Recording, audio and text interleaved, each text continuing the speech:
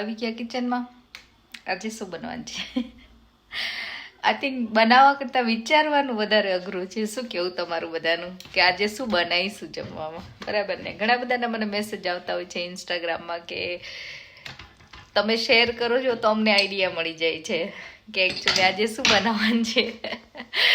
પણ મારે પણ આઈડિયા જોઈએ છે, એટલે તમે પણ કમેન્ટમાં જણાવજો કે તમે એકચ્યુઅલી રેગ્યુલરમાં શું જમવાનું બનાવતા હોય છે.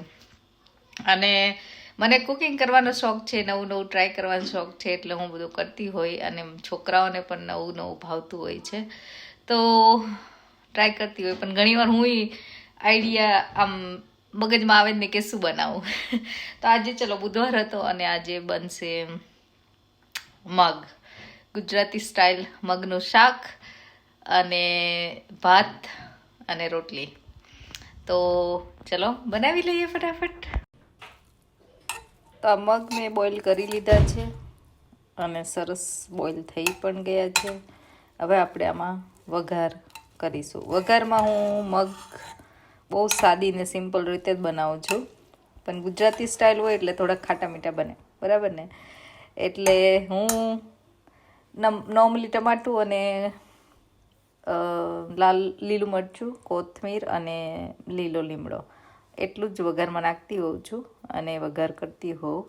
તો ચલો, તો અમે લીમડો, મરચું અને ટામેટું કાપી લીધું છે, ઓઇલ મૂકી દીધું છે, થોડી રાઈ,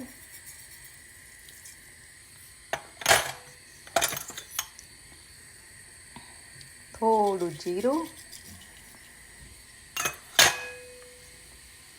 અને ગમે તે કઠોળ તમે બનાવો તો હિંગ નાખવી જરૂરી છે, કેમ કે ડાયજેશન માટે સારું છે અને ગેસ પણ ના થાય. ઘણાને કઠોળ સતતા ના હોય, કઠોળ સારા કહેવાય તમારા શરીર માટે, ગુડ પ્રોટીન છે, પણ ઘણીવાર ઘણાના બોડી ડાયજેસ્ટ ના કરી શકતા હોય, તો હિંગ તમે યુઝ કરો તો વધારે સારું. અને દિવસે તમે અજમો ખાઈ લો તો પણ સારું. તો રાઈ ફૂટી ગઈ છે, આપણે આ બધું એડ કરીશું.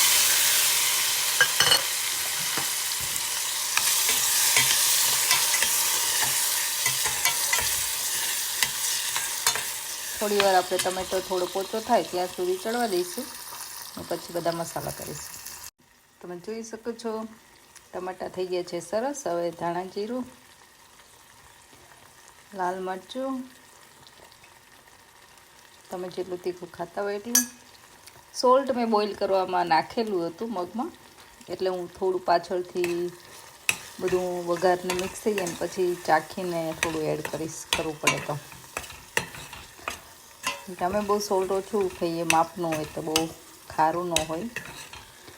હવે આમાં થોડું પાણી નાખી દઈશ, કેમ કે મગમાં જરાય પાણી નથી, એટલે મગ થોડા રસાવાળા થશે. તો હવે તમે જોઈ શકો છો મેં પાણી એડ કરી દીધું છે અને આ ટાઈમે તમે ગોળ અથવા તો ખાંડ એડ કરી શકો છો ગળપણ માટે. ટમાટો તો છે જ, પણ એના સિવાય પણ હું થોડું લેમન પણ એડ કરીશ, એટલે ખાટા મીઠા સરસ મગ બને છે. તો આ પાણી હવે સેજ ઉભરો આવે પછી આપણે એમાં વઘાર એડ કરી દઈશું મગમાં. તો આ વઘાર મેં એડ કરી દીધો છે મગમાં, અને પાણી તમારે અત્યારે જેટલું વધારે જોતું હોય કે જેટલા રસાવાળા રાખવા હોય એ પ્રમાણે એડ કરવાનું છે. અને હું છે ને આમ થોડા થોડા મગને દબાવી પણ દઈશ, એટલે એનાથી જે રસો બને છે એ સરસ ઘાટો બને છે અને ખાવાની મજા આવે. એટલે થોડા એવા પીસી દેવાના મગને બાજુમાં, એટલે સરસ રસો પણ થઈ જશે. અને હવે થોડી વાર આપણે એને મિક્સ થવા દઈશું અને ચડવા દઈશું ત્યાં સુધી થોડું ઠીક થઈ જાય, એટલે મગ છે તૈયાર. આમાં હું લસણ કે ડુંગળી કાંઈ એડ કરતી નથી, સાદા જ આવી રીતે ભાવે છે અમને, તો હું આવી રીતે જ બનાવું છું. અને હવે હું ટેમન અને કોથમીર છેલ્લે એડ કરી દઈશ અને મગ છે તૈયાર. તો આ રીતે હું મગ બનાવું છું. ઘણા દહીં કે છાશમાં પણ વઘારતા હોય છે અને એમનેમ પણ બનાવતા હોય છે. તો તમે કઈ રીતે બનાવો છો મગનું શાક એ મને કમેન્ટમાં મગ બોઇલ કરેલા મગ પણ ભાવે મને, અને ફણગાવેલા મગ પણ સરસ લાગે છે. એટલે હું ઘણીવાર ફણગાવતી પણ હોઉં છું. તો તમે મગનો યુઝ કઈ જગ્યાએ કરો છો? બીજો જે હેલ્ધી પણ હોય, મગની પૂરી પણ બનાવે છે ઘણા, મગની કચોરી બનાવે, પણ એ ફ્રાઈડ થઈ જાય એટલે એવું બધું હું બનાવતી નથી. તો હવે મગને આપણે થોડી વાર આવી રીતે ઉકળવા દઈશું. તો મેં લેમન નાખી દીધું, અને આ જો આ રીતના ઢીલા રહે એવા રાખવાના છે. હવે હું બંધ કરી દઉં ગેસ અને કોથમીર એડ કરી દઈશ. તો મગ થઈ ગયા છે રેડી. તો આ મગ થઈ ગયા છે રેડી. આ બાજુ રાઈસ પણ મેં જીરા રાઈસ બનાવી દીધા છે, થઈ ગયા છે રેડી. હવે રોટલી બનાવી દઈએ એટલે ડિનર રેડી. જમવા બેસી ગયા? શું જમવાનું છે આજે? મગનું શાક અને રોટલી. મગનું શાક અને રોટલી. ચાહત બરાબર. તમારે? મારે એ જ આવ્યું આજ, મગનું શાક ને એ રોટલી. જ આવ્યું. તમે શું વિચાર્યું હતું? મને એમ કે મખની છે. દાલ મખની બને છે. આજે છે મગ, ભાત, રોટલી. કમલેશને એવું લાગ્યું કે આજે દાલ મખની બનાવી છે. મગની આવી, મખની આવી. મગની આવી. કઈ નહીં, દાલ મખની આપણે બનાવીશું બસ.